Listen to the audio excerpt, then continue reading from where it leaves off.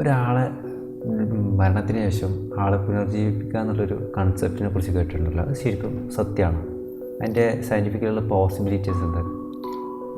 Actually ഒരു മരിച്ചൊരു ബോഡിനെ പുനർജീവിപ്പിക്കുക എന്നുള്ളത് at least അതൊരു ഒരു ശാഖയാണ്.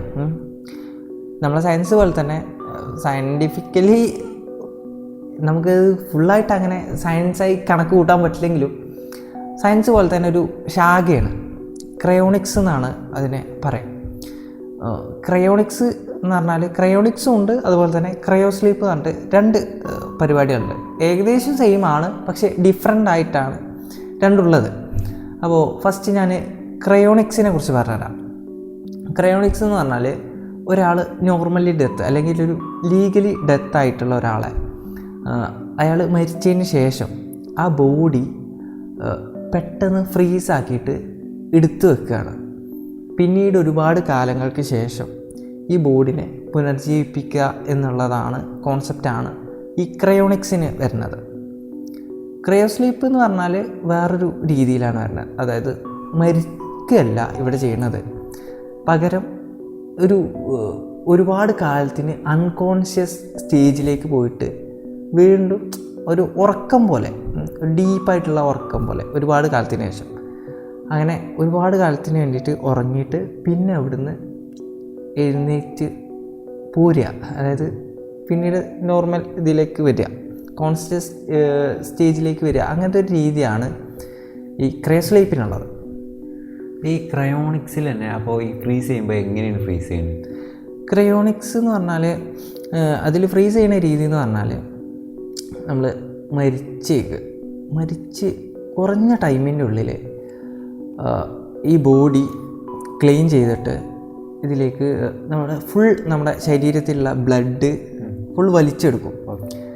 വലിച്ചെടുത്തതിന് ശേഷം ഈ പ്രിസർവേറ്റീവ് ലിക്വിഡ്സും അങ്ങനത്തെ കെമിക്കൽസൊക്കെ ഇഞ്ചെക്റ്റ് ചെയ്യും.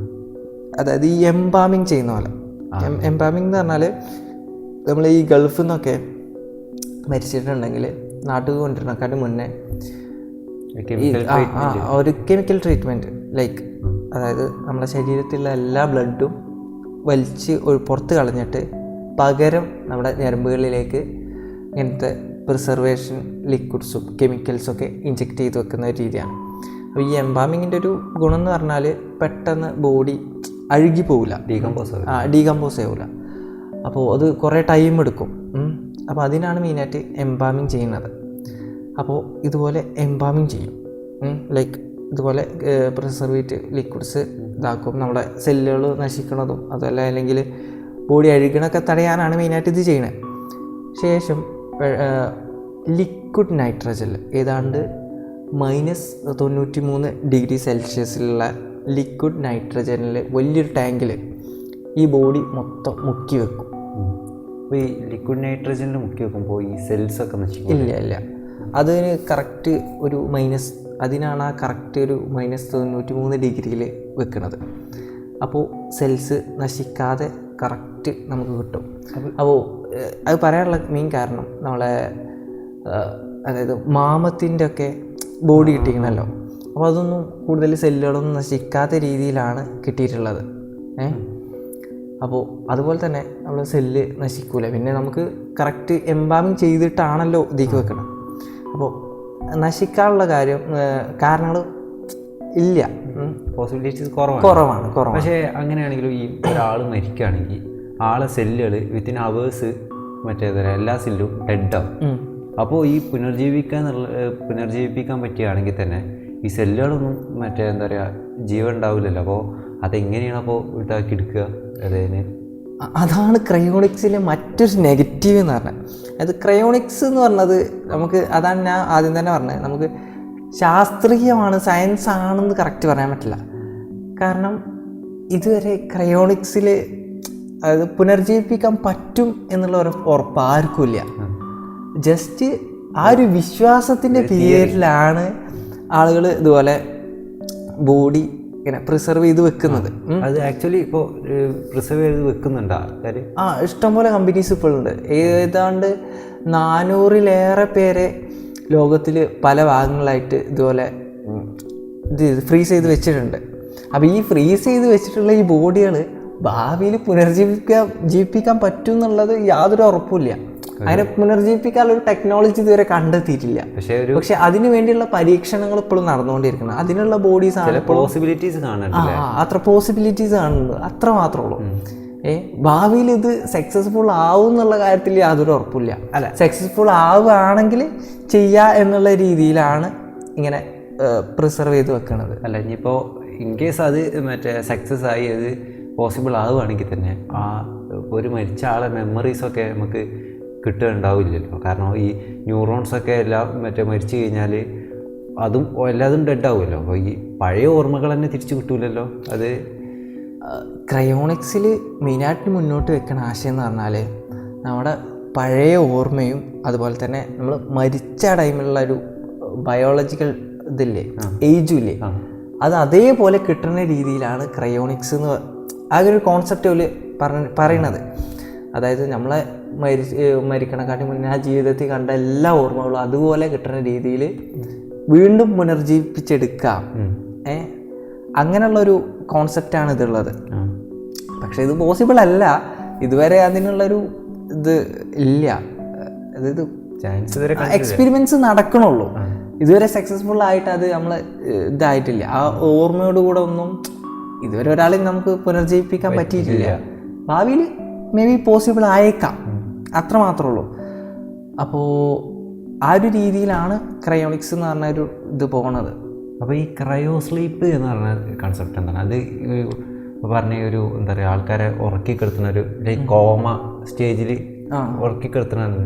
അപ്പോൾ അതിൽ വരുന്ന പ്രോസസ്സിങ് എന്താണ്? ക്രയോ സ്ലീപ്പ് എന്ന് പറഞ്ഞത് ആക്ച്വലി സ്പേസ് റിലേറ്റഡ് ആയിട്ടുള്ള ഒരു ടോപ്പിക്കാണ്. ഒരുപാട് മൂവീസിലൊക്കെ ഇൻട്രസ്റ്റെല്ലാർ മൂവീസിലൊക്കെ ക്രയോ സ്ലീപ്പ് എന്ന് പറഞ്ഞത് സ്പേസ് റിലേറ്റഡ് ആയിട്ടുള്ള ഒരു ഇതാണ്. അതും പോസിബിൾ ആണെന്ന് നമുക്ക് പറയാൻ പറ്റില്ല. പക്ഷേ ക്രയോ സ്ലീപ്പ് എന്ന് പറഞ്ഞാൽ അയാൾ ജീവിച്ചിരിക്കുമ്പോൾ തന്നെ ബയോളജിക്കലി ഗ്രോ ചെയ്യാതിരിക്കാൻ വേണ്ടിയിട്ട്, അതായത് നമ്മുടെ ശരീരത്തിന് വയസ്സാവാതിരിക്കാൻ വേണ്ടിയിട്ട് കുറച്ച് കാലത്തിന് ഏതാണ്ട് 100 കണക്കിനോ 1000 കണക്കിനോ വർഷങ്ങൾക്ക് വേണ്ടിയിട്ട് ഡീപ്പായിട്ടുള്ള ഒരു ഉറക്കത്തേക്ക് പോവുകയാണ്. അതും ഇതുപോലെ തന്നെ എന്തെങ്കിലും ഒരു ലിക്വിഡിൽ കിടന്ന് ഉറങ്ങണം. നമ്മൾ പല മൂവീസിലും ഇത് കണ്ടിട്ടുണ്ട്. അപ്പോൾ ഒരുപാട് കാലത്തിന് വേണ്ടിയിട്ട് ആ ഒരു ലിക്വിഡിൽ കയറി കിടന്നിട്ട് ഇത് ചെയ്യാണ്. അപ്പോൾ നമ്മളെ ജീവനുണ്ടാവും, പക്ഷെ നമ്മളൊരു ഡീപ്പ് ഉറക്കത്തിലായിരിക്കും. വയസ്സാവില്ല, ശരീരം ഗ്രോ ചെയ്യില്ല. അങ്ങനെ തന്നെ. അപ്പോൾ ഉദാഹരണത്തിന് ഞാനിപ്പോൾ ക്രയോ സ്ലീപ്പ് പോവുകയാണെങ്കിൽ ഇപ്പം എൻ്റെ അതേ ഏജിലും ഓർമ്മകളും മാത്രം അവിടെ കറക്റ്റ് ഉണ്ടാവും. ഒരിക്കലും എൻ്റെ ബോഡിക്ക് വയസ്സാവില്ല, എനിക്ക് വയസ്സേ ആവില്ല. അത് പിന്നെ ഒരുപാട് കാലത്തിന് ശേഷം ഞാൻ ക്രയോ സ്ലീപ്പിൽ നിന്ന് എഴുന്നേറ്റ് വരുമ്പോൾ ഇതേ ഒരു രീതി തന്നെ ആയിരിക്കും കണ്ടിന്യൂ ചെയ്യുക. പക്ഷെ ഈ ടൈമിലുള്ള ആൾക്കാർ, ജീവിച്ചിരിക്കുന്ന ആൾക്കാരൊക്കെ ക്രയോ സ്ലീപ്പിലല്ലാത്തവർ മരിച്ചു പോയിട്ടോ അല്ലെങ്കിൽ അവരെ ഭാവി തലമുറകളായിരിക്കും അപ്പോൾ ഈ ടൈമിൽ ജീവിക്കുക. നമ്മളെപ്പോഴും ഈ ഒരു ബോഡി നമുക്ക് തിരിച്ചു കിട്ടും. ആ ഒരു രീതിയിലാണ് ക്രയോ സ്ലീപ്പ് ഉള്ളത്. ഇത് ഇപ്പോഴും നല്ല ഒരുപാട് ക്രയോണിക്സിനെക്കാളും കൂടുതൽ ചാൻസ് അല്ല, അത് കൂടുതൽ എക്സ്പീരിയൻസ് നടക്കുന്ന ഒരു മേഖലയാണ്. അപ്പോൾ ഇതിൻ്റെ ഒരു മെയിൻ കാര്യം എന്ന് പറഞ്ഞാൽ നമുക്കിത് പോസിബിൾ ആയിട്ടുണ്ടെങ്കിൽ ഒരുപാട് ഇൻട്രസ്റ്റെല്ലാർ യാത്രകൾ, സ്പേസ് ട്രാവലൊക്കെ പോസിബിളാകും. സ്പേസ് ട്രാവലുകൾ പോസിബിളാകും. ഉദാഹരണത്തിന് ഇപ്പം നമ്മളെ തൊട്ടടുത്ത് കിടക്കുന്ന പ്രോക്സിമ സെൻറ്ററി ബി എന്ന് പറഞ്ഞ പ്ലാനറ്റ്, ഈ പ്ലാനറ്റാണ് കൂടുതൽ നമുക്ക് ഒരു ലൈഫ് നമ്മുടെ ഭൂമിനെ പോലുള്ള ഏതാണ്ട് ഹാബിറ്റബിൾ ഒരു പ്ലാനറ്റ്, ഹാബിറ്റബിൾ സോണിലുള്ള പ്ലാനറ്റ്. അപ്പോൾ അവിടെ ജീവിക്കാൻ ഏകദേശമൊക്കെ പറ്റും എന്നുള്ളൊരു ചെറിയൊരു പ്രതീക്ഷ ഒക്കെ ഉണ്ട് നമുക്ക്. അപ്പോൾ ഇവിടുന്ന് അങ്ങോട്ട് ട്രാവൽ ചെയ്ത് പോകണമെങ്കിൽ ലൈറ്റിൻ്റെ സ്പീഡിലാണ് പോകണമെങ്കിൽ ഏതാണ്ട് 4 വർഷത്തിന് മേലെ നമുക്ക് ടൈം എടുക്കും. പക്ഷെ നമുക്ക് ഒരിക്കലും ലൈറ്റിൻ്റെ സ്പീഡിൽ സഞ്ചരിക്കാൻ പറ്റില്ല എന്നല്ല, അത് ഇതുവരെ ടെക്നോളജിക്ക് എത്തിയിട്ടില്ല. ഇല്ല, പക്ഷേ അങ്ങനത്തെ ഒരു ഇതിലേക്ക് പോകുക എന്നുള്ളത് കുറച്ച് പോസിബിൾ അല്ലാത്തൊരു കാര്യമാണ്. അത്രയും സ്പീഡ് ഇമ്പോസിബിളാണ്. എങ്കിലും അത്യാവശ്യം ഒരു വേഗതയും നമ്മളൊരു നമ്മളൊരു സ്പേസ് ഷിപ്പ് അല്ലെങ്കിൽ നമ്മളൊരു സ്പേസ് ക്രാഫ്റ്റ് നമ്മളൊരു ബിൽഡ് ചെയ്യുന്നതിന് ഒരു ലിമിറ്റഡ് ആയിട്ടുള്ള സ്പീഡ് ഉണ്ടല്ലോ. ആ ഒരു സ്പീഡിൽ പോവുകയാണെങ്കിൽ പോലും ചിലപ്പോൾ 1000-കണക്കിനോ 100-കണക്കിനോ വർഷങ്ങൾ വേണ്ടി വരും അവിടെ എത്താൻ. അപ്പോൾ ഇതിൽ പോണ ആൾക്കാർക്ക് ഒരിക്കലും ഓക്കെ, നമുക്ക് ചിലപ്പോൾ സ്പേസ് ക്രാഫ്റ്റ് അത്രയും കൂടുതൽ കാലം ഡ്യൂറബിൾ ആയിട്ടുള്ള സ്പേസ് ക്രാഫ്റ്റ് നമുക്ക് നിർമ്മിക്കാൻ പറ്റിയെന്ന് വിചാരിക്കും. പക്ഷെ നമുക്കൊരിക്കലും നമ്മുടെ ബയോളജിക്കലി നമുക്ക് ഒരിക്കലും അത്രയും കാലം ജീവിക്കാൻ പറ്റൂല. അപ്പോൾ അങ്ങനത്തെ ഒരു ഇത് ടൈം സ്കിപ്പ് ചെയ്യാൻ വേണ്ടിയിട്ട് നമ്മൾ കണ്ടെത്തിയിട്ടുള്ള ഒരു കോൺസെപ്റ്റാണ് ഈ ക്രയോസ്ലീപ്പ് എന്ന് പറയുന്നത്. അപ്പോൾ ഇവിടുന്ന് യാത്ര തുടങ്ങിയ ഒരാൾ ഓട്ടോ പൈലറ്റ് മോഡ്ക്ക് നമ്മുടെ സ്പേസ് ക്രാഫ്റ്റ് ആക്കിയിട്ട് ആള് ക്രയോസ്ലീപ്പിക്ക് പോകും. ജസ്റ്റ് ലൈക്ക് മൂവീസ് തന്നെ. അപ്പോൾ നമ്മൾ അവിടെ പിന്നീട് അവിടെ എത്താൻ നേരത്തായിരിക്കും ചിലപ്പോൾ ഏതാനും ചില വർഷങ്ങൾക്ക് മുന്നേ അല്ലെങ്കിൽ മാസങ്ങൾക്ക് മുന്നേ ആയിരിക്കും നമ്മൾ ക്രയോസ്ലീപ്പിൽ നിന്ന് എഴുന്നേൽക്കുക. ഓക്കെ, അപ്പോൾ നമുക്ക് ഈ സെയിം ഏജ് ആയിരിക്കും ഉണ്ടാവുക. അപ്പോൾ നമുക്ക് അവിടെ എത്താനും നമ്മളെ ബാക്കിയുള്ള റിസർച്ച് നമ്മളെ മിഷൻ കംപ്ലീറ്റ് ചെയ്യാൻ പറ്റും. ആ ഒരു രീതിയിലാണ് ക്രയോസ്ലീപ്പ് ആ ഒരു കോൺസെപ്റ്റ് പറഞ്ഞത്. പക്ഷേ അതെന്തായാലും പോസിബിൾ ആയിട്ടില്ല. പക്ഷേ ഒരുപാട് എക്സ്പീരിയൻസും കാര്യങ്ങളൊക്കെ അതിന് നടക്കുന്നുണ്ട്. പോസിബിൾ ആവുകയാണെങ്കിൽ അതൊരു വലിയൊരു ഇന്നോവേഷൻ ആയിരിക്കും, അതും സ്പേസ് ട്രാവലിൽ. ഓക്കെ, പിന്നെ ഈ സ്ലീപ്പിൽ തന്നെ, അതായത് ക്രയോസ്ലീപ്പിൽ തന്നെ ഈ ഇത്രയും വർഷം കിടക്കുമ്പോൾ, അതായത് ഇങ്ങനെ ഈ ഒരേ ഇതുമാതിരിയല്ല കിടക്കുക, അതായത് ഒരേ സ്ട്രക്ചറിലല്ല നമ്മൾ കിടക്കുന്നുണ്ടാവും. അപ്പോൾ ഇത്രയും കാലം ഒരേ സ്ട്രക്ചറിൽ കിടക്കുമ്പോൾ മസിൽസൊക്കെ അങ്ങനെ ഇതായിട്ട് ഫ്രീസായിട്ട് പോകില്ലേ? അതിനൊക്കെ മീൻസ് അങ്ങനെ ഫ്രീസായി പോകാത്ത രീതിയിലുള്ള ലെവലിലായിരിക്കും അതിൽ കിടക്കുന്നുണ്ടാവുക. അങ്ങനത്തെ രീതിയിലുള്ള ലിക്വിഡും മസിൽ ഫ്രീസായി പോകാനോ അല്ലെങ്കിൽ അതൊരു സ്റ്റെക്കായി പോകാത്ത രീതിയിൽ വേണ്ടിയിട്ടാണ് ലിക്വിഡ് കാര്യങ്ങളിൽ കിടക്കുന്നത്. അത് നമ്മൾ നോർമൽ അറ്റ്മോസ്ഫിയറിൽ ഇങ്ങനെ സ്റ്റെക്കായി നിൽക്കുകയാണെങ്കിൽ മാത്രമേ നമ്മളെ മസിൽസ് സ്റ്റെക്കായി പോവുള്ളൂ. അതിൽ നിന്നൊക്കെ പ്രിവെൻറ്റ് ചെയ്യുന്ന രീതിയിലായിരിക്കും ആ ഒരു ലിക്വിഡിൽ കിടക്കുന്നുണ്ടാവുക. അതിനാണ് ആ ലിക്വിഡും കാര്യങ്ങളൊക്കെ അങ്ങനത്തെ കാര്യങ്ങളൊക്കെ അവോയ്ഡ് ചെയ്യാൻ വേണ്ടിയിട്ടാണ് അങ്ങനത്തെ ലിക്വിഡ്സ് യൂസ് ചെയ്യുന്നത്. അതൊരു ചേമ്പറിലായിരിക്കും, ഫിലിമിലൊക്കെ കാണുന്ന പോലെ ക്യാപ്സ്യൂൾസിലായിരിക്കും കിടക്കുക. പക്ഷേ പോസിബിൾ അല്ല അങ്ങനത്തെ കാര്യം. പക്ഷേ നമുക്ക് അതായത് എക്സ്പീരിയൻസും കാര്യങ്ങളൊക്കെ നടക്കുന്നുണ്ടെന്ന് മാത്രം. ക്രയോണിക്സിനെക്കാട്ടും കുറച്ചും കൂടി ഒരു പോസിബിലിറ്റി തോന്നുന്നത് ക്രയോസ്ലീപ്പിലല്ലേ? ക്രയോസ്ലീപ്പിലാണ്. കാരണം നമുക്കൊരു കോമ സ്റ്റേജിൽ അൺകോൺഷ്യസ് സ്റ്റേജിൽ പോയിട്ടുണ്ടെങ്കിൽ പിന്നീട് അതിൽ തന്നെ നമുക്ക് ഉണർന്ന് വരിക എന്നുള്ളത് ചിലപ്പോൾ മേ ബി പോസിബിൾ ആയേക്കാം. അല്ലെങ്കിൽ എന്തെങ്കിലും ടാബ്ലറ്റൊക്കെ കഴിച്ച് അൺകോൺഷ്യസ് ലെവലിൽ പോയിട്ട് അത് വീണ്ടും ഉണർന്ന് വരിക എന്നുള്ളത് മേ ബി പോസിബിൾ ആയേക്കാം. നമുക്ക് കുറച്ചും കൂടെ ഒക്കെ പ്രതീക്ഷ തോന്നാതാണ്. അതായത് ഇതിനെക്കാട്ടിയും കുറച്ചുകൂടി ചാൻസസ് കൂടുതൽ ക്രയോസ്ലീപ്പിലാണ്. അപ്പോൾ ക്രയോണിക്സിൻ്റെ കാര്യം പറയുകയാണെങ്കിൽ അത് ഒരുപാട് ആൾക്കാർ അതിൽ പ്രതീക്ഷിക്കുന്നുണ്ട് എന്നുള്ളതാണ് മെയിൻ ഒരു കാര്യം. അതായത് ആൾക്കാർക്ക് ആഗ്രഹമാണ്, അതായത് ഈ ഒരു ഓർമ്മയിൽ തന്നെ വീണ്ടും ഒരുപാട് കാലത്തിന് ശേഷം പുനർജീവിച്ച് തരാനുള്ള ആഗ്രഹം. അങ്ങനെ ഏതാണ്ട് ഞാൻ നേരത്തെ പറഞ്ഞ പോലെ 400-ലേറെ ആൾക്കാർ പല ഭാഗങ്ങളിലായിട്ട് വരുന്നുണ്ട്.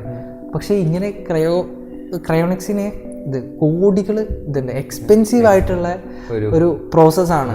അപ്പോൾ ഇത്രയും കോടികൾ വരെ കൊടുത്തിട്ട് ആൾക്കാർ ഇത്തരം കാര്യങ്ങൾക്ക് തയ്യാറാണ് എന്നുള്ളതാണ് മെയിൻ. ഇത്രയും പോസിബിൾ അല്ലാത്തൊരു കാര്യത്തിന് ആണ് കോടികൾ ആൾക്കാർ സ്പെൻഡ് ചെയ്യുന്നത്. ഭാവിയിൽ അങ്ങനെ ഒരു ഇത് വരികയാണെങ്കിൽ ഒരു വലിയൊരു ഇതല്ലോ അതായിരിക്കും. അപ്പോൾ ഈ മെയിനായിട്ട് ഇപ്പോൾ ഏത് വേൾഡിൽ ഇത്ര എങ്ങനെ കമ്പനീസാണ് അത് ചെയ്യണത്?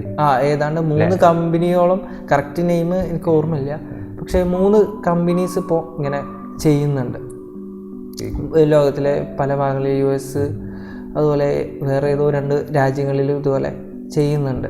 US, റഷ്യ, അങ്ങനെ ഏതോ 2-3 രാജ്യങ്ങളിൽ ഇങ്ങനെ പല കമ്പനീസ്, ഏതാണ്ട് 3 കമ്പനീസ് ഇങ്ങനെ ചെയ്യുന്നുണ്ട്.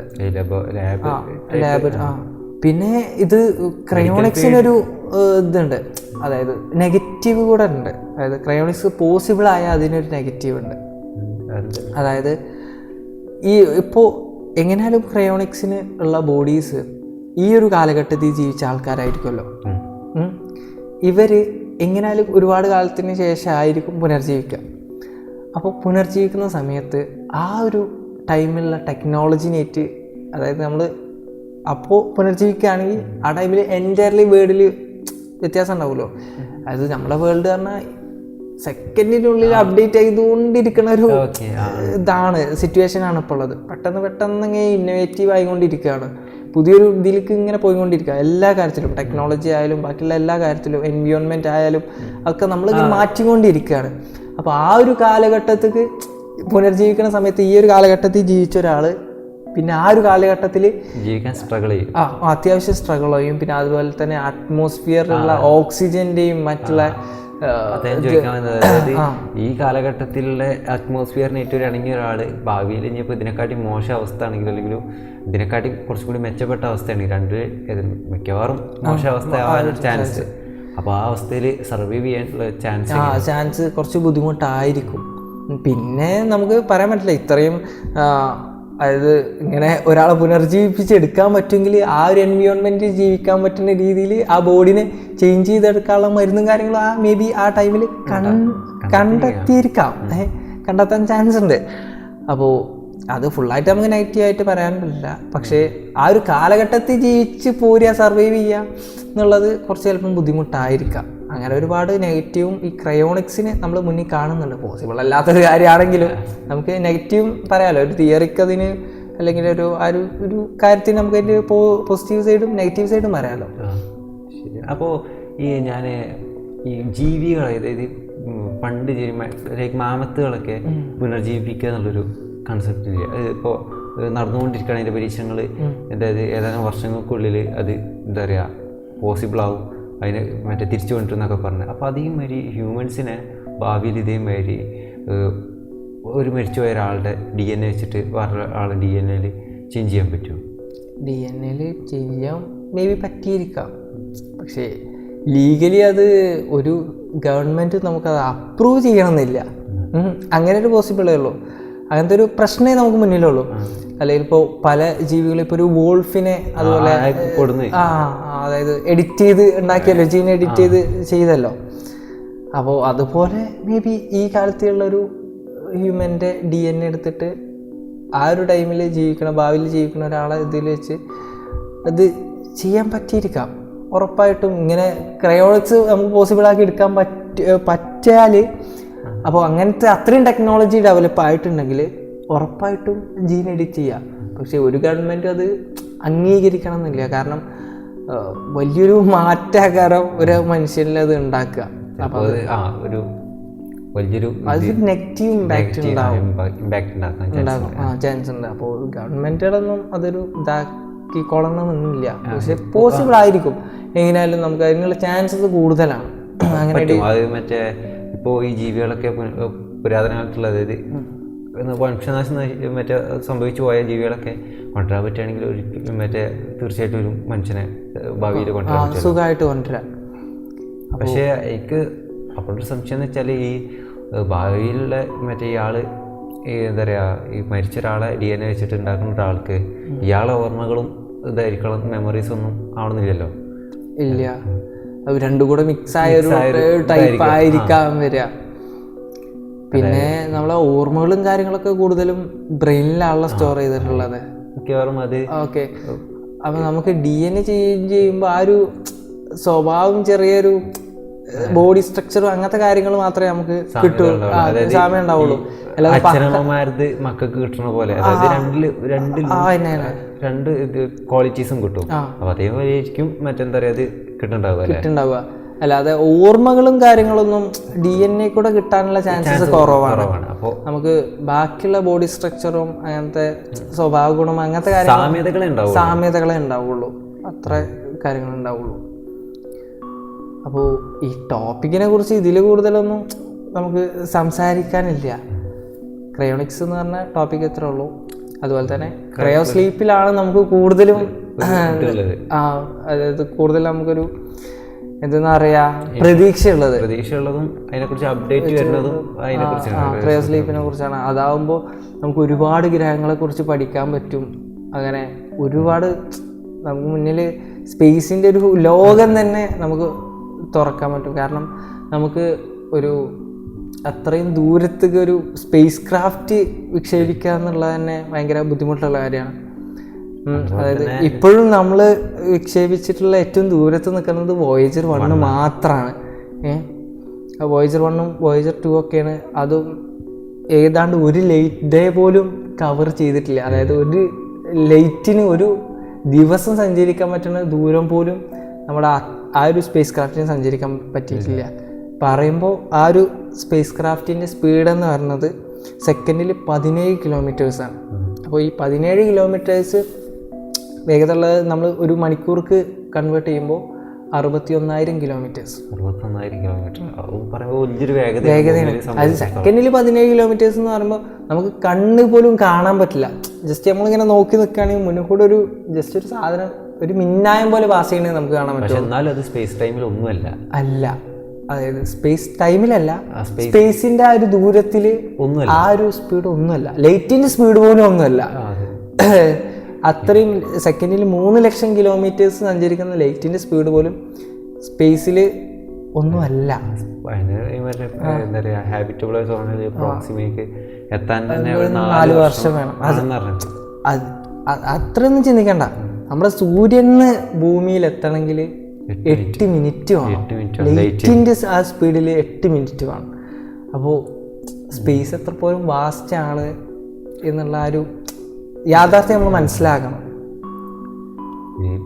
എന്താ പറയുക, ക്രയോസ്ലീപ്പും ഇതൊക്കെ തന്നെ ഈ ഭാവിയിൽ, അതായത് നമുക്കിപ്പോൾ ഒരു ഇമ്പോർട്ടൻ്റ് ആയിട്ടുള്ളൊരു മറ്റെന്താ പറയുക മെസ്സേജ് ഭാവിക്ക് കൊടുക്കാനുണ്ടെങ്കിൽ തന്നെ, അല്ലെങ്കിൽ ഒരു മറ്റെന്താ പറയുക ഇമ്പോർട്ടൻറ്റ് പേഴ്സൺ ഈ ഭാവിയിൽ ഇയാൾക്ക് മറ്റെന്താ പറയുക കൂടുതൽ മറ്റെന്താ പറയുക അപ്ഡേഷൻ വരുത്താൻ പറ്റുമെന്നുള്ളൊരു ഇമ്പോർട്ടൻ്റ് ആയിട്ടുള്ളൊരു സയൻറ്റിസ്റ്റിനെ അങ്ങനത്തെ ആൾക്കാരെയും ഭാവിയിലേക്ക് എന്താ പറയുക ഇതാക്കാൻ വേണ്ടിയിട്ട് എന്താ പറയുക ഈ ക്രയോസ്ലീപ്പ് യൂസ് ചെയ്തൂടെ. അതായത് ഭാവിയിൽ അയാൾ ജീവിക്കാൻ വേണ്ടിയിട്ട്, അതായത് ഇപ്പോഴുള്ള ടെക്നോളജി മറ്റേ അവിടെയും അവതരിപ്പിക്കാൻ വേണ്ടിയിട്ട് ക്രയോസ്ലീപ്പ് യൂസ് ചെയ്തിട്ട് പോസിബിൾ അല്ലേ? ക്രയോണിക്സ്, അതായത് ക്രയോസ്ലീപ്പ് പോസിബിൾ ആയതൊക്കെ നടക്കും. പിന്നെ ഈ കാലത്തുള്ള ടെക്നോളജികളെ അറിയണ ഒരാൾ നമുക്ക് ഭാവിക്ക് ഒരു ആവശ്യമില്ല. കാരണം പാസ്റ്റ് ഈസ് പാസ്റ്റ്. അതായത് നമുക്ക് പാസ്റ്റിലുള്ള ഒരിക്കലും നമുക്ക് ഫ്യൂച്ചർക്ക് ആവശ്യമില്ല. അതായത് പാസ്റ്റ് നമ്മളെപ്പോഴും പുതിയ പുതിയ ടെക്നോളജി കണ്ടുപിടിച്ചുകൊണ്ടിരിക്കുകയാണ്. അപ്പോൾ ഫ്യൂച്ചർ കിട്ടുകയാണെങ്കിൽ നമുക്ക് ഉപകാരമാണ്. അതായത് ഫ്യൂച്ചർ ടെക്നോളജി ഇപ്പം തന്നെ നമുക്ക് ഇൻവെൻറ്റ് ചെയ്യാൻ പറ്റും. അല്ലാതെ കഴിഞ്ഞു പോയൊരു കാര്യം, അങ്ങനത്തെ ഒരു ടെക്നോളജി അറിയുന്ന ആളെ നമുക്ക് കിട്ടിയിട്ട് വലിയ കാര്യമൊന്നും ഒരു ഇതില്ല. ശരിയാണ്. അതായത് ഇപ്പോഴുള്ള മറ്റെന്താ പറയുക ടെക്നോളജി ഇനിയും വളർന്നുകൊണ്ടിരിക്കുകയാണ്. അപ്പോൾ ഭാവിക്ക് ഒരു ആവശ്യമില്ല ഇപ്പോഴത്തെ ടെക്നോളജി അറിയണത്. സയൻറ്റിസ്റ്റിന് ഇതിനൊന്നും ആവശ്യമില്ല ഇല്ല. അപ്പോൾ ഈ ടോപ്പിക്കിനെ കുറിച്ച് ഇത്രേ ഉള്ളൂ. അപ്പോൾ നമുക്ക് അടുത്ത വീഡിയോയിൽ അടുത്തൊരു നല്ല ടോപ്പിക്കിനെ കുറിച്ച് സംസാരിക്കാം. അപ്പോൾ നിങ്ങൾക്ക് അടുത്ത ടോപ്പിക്കിനെ കുറിച്ച് എന്തെങ്കിലും, അതായത് ഏതെങ്കിലും ടോപ്പിക്കിനെ കുറിച്ച് സംസാരിക്കണം എന്നുണ്ടെങ്കിൽ ജസ്റ്റ് കമൻറ്റ് ചെയ്യുക. അപ്പോൾ നമുക്ക് അടുത്ത വീഡിയോയിൽ കാണാം. അതുവരേക്കും ബൈ.